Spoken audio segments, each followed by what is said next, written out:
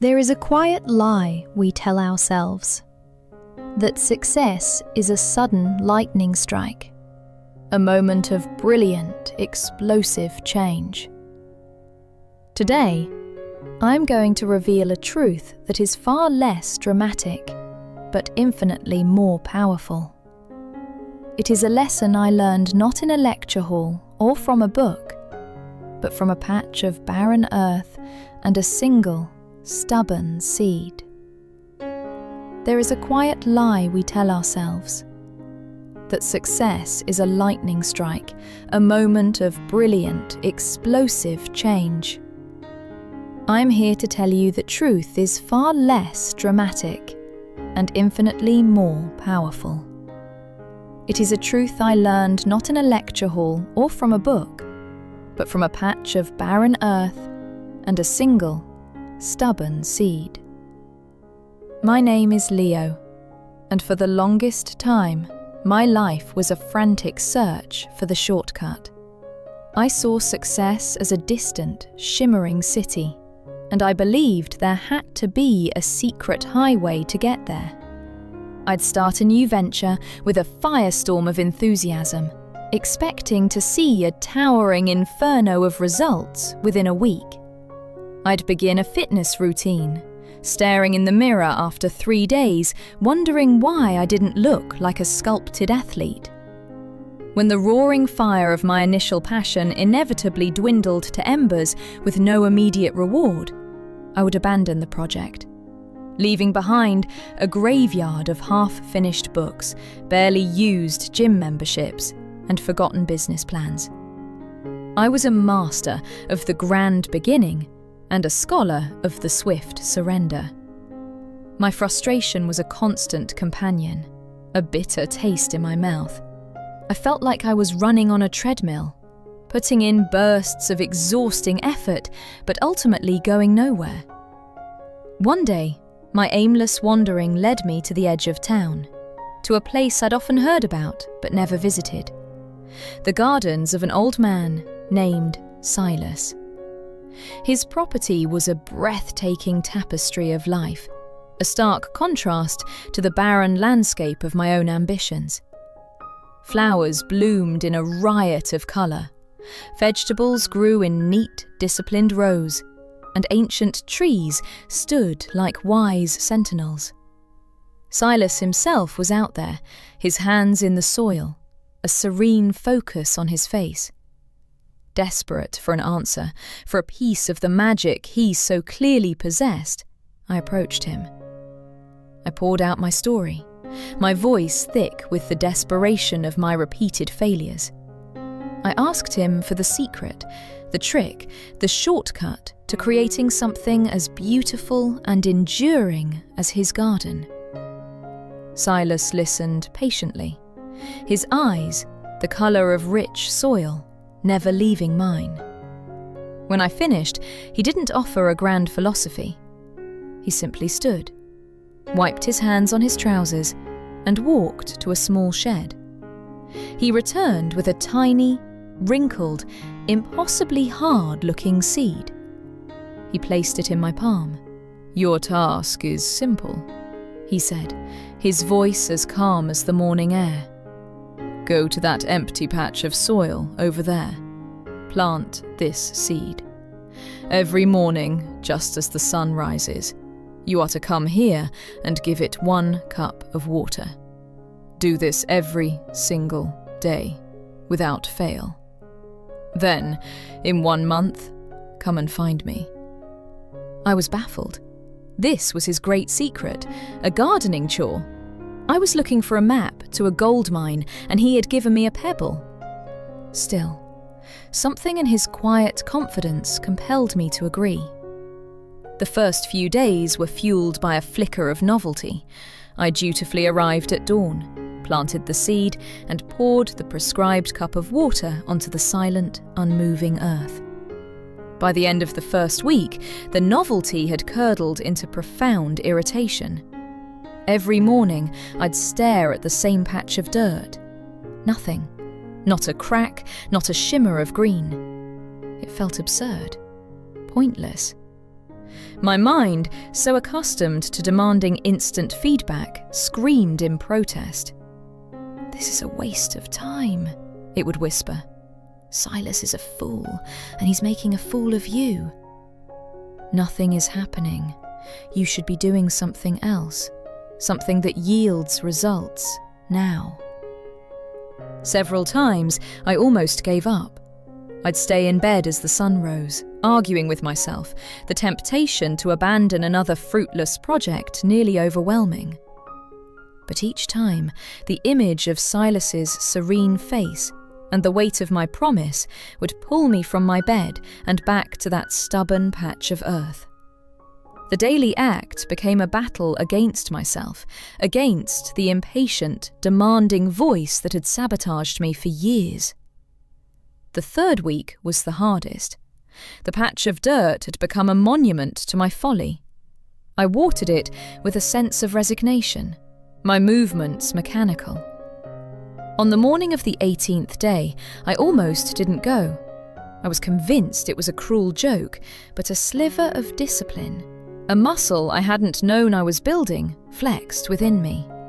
I dragged myself to the garden, filled the cup, and walked to the spot. As I knelt, ready to perform the meaningless ritual, I saw it.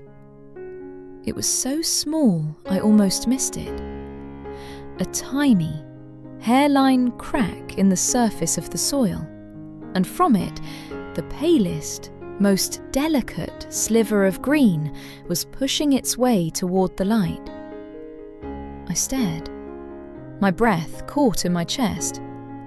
It wasn't a mighty oak, but it was something. It was life. It was a result. That tiny sprout changed everything. A jolt of energy, pure and potent, shot through me.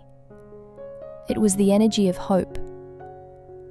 From that day on, my morning ritual was transformed. It was no longer a chore. It was an act of nurturing. I wasn't just watering dirt. I was tending to life. I watched, fascinated, as the sprout slowly, almost imperceptibly, unfurled its first 2 leaves. I found myself noticing the subtle changes in the morning light, the cool scent of the damp earth, the sound of birds waking in the trees. The world seemed to slow down, and for the first time, I was slowing down with it. The frantic, desperate need for instant results was being replaced by a quiet, steady patience. I was learning the rhythm of growth, the language of consistency. The daily act of watering that single seed was, in fact, watering something deep within me. At the end of the month, I sought out Silas. I led him to the small plant which now stood a few inches tall, its leaves a vibrant, healthy green. It was not a magnificent tree, but it was strong, and it was alive, and it was mine. I expected him to comment on the plant, but he didn't even look at it. He looked at me. "Tell me, Leo," he said gently, "what has grown here?" I started to talk about the plant, but he held up a hand. "No, not in the soil. What has grown inside of you?" I stopped, and the realization washed over me like a cleansing rain. Patience, discipline, consistency. The ability to show up even when there was no evidence of progress. The understanding that the most profound changes are not sudden explosions, but the quiet, cumulative result of small, faithful actions. The seed was never the lesson, Silas explained, his eyes twinkling. You were. I could have told you that success is built day by day, but it's a lesson you can't understand until you feel it in your bones. You didn't see results for weeks, yet you persevered. You fought your own impatience and won. That strength, that perseverance, that is the secret. That is the fertile ground from which all great things grow. I left his garden that day a different man. The frantic search for the shortcut was over. I understood now that the path to the shimmering city of my dreams wasn't a highway. It was a footpath, built one stone at a time. I went home and applied the lesson of the seed to my life. I wanted to write a novel, so instead of trying to write it all in one frenzied weekend, I wrote one single page every single day. I wanted to be healthier, so I started not with a punishing 2-hour workout, but with a 10-minute walk every morning. I wanted to be more knowledgeable, so I read one chapter of a book each night. Some days were hard. Some days the page was blank, the walk felt pointless, and the chapter was boring. But I remembered the barren patch of earth. I remembered the power of just showing up, of watering the seed, of trusting the process, even when the results were invisible. Years have passed since then. My novel is published. I am healthier and stronger than I have ever been. My mind is a garden, cultivated with the knowledge I gathered chapter by chapter. Success did not arrive like a lightning strike. It seeped into my life, slowly and quietly, like water into soil. It was born from the cumulative power of thousands of small, seemingly insignificant actions. It was built on the foundation of perseverance I first learned on my knees, in the cool morning light, with a simple cup of water and a single, stubborn seed. Remember this: your dreams are not built in a day. They are cultivated. The most powerful tool you will ever possess is not some hidden secret or a magic formula, but the simple, unwavering courage to show up tomorrow, and the day after that, and plant your seed. It's time to act. You have the seed. You have the water. Now, show up and grow.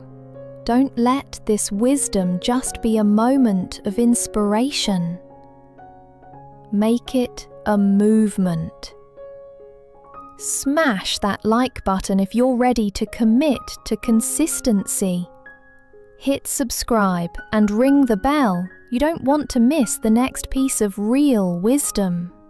Share this video with a friend who needs to stop looking for a shortcut. Let's build something great, one cup of water at a time. See you in the next one.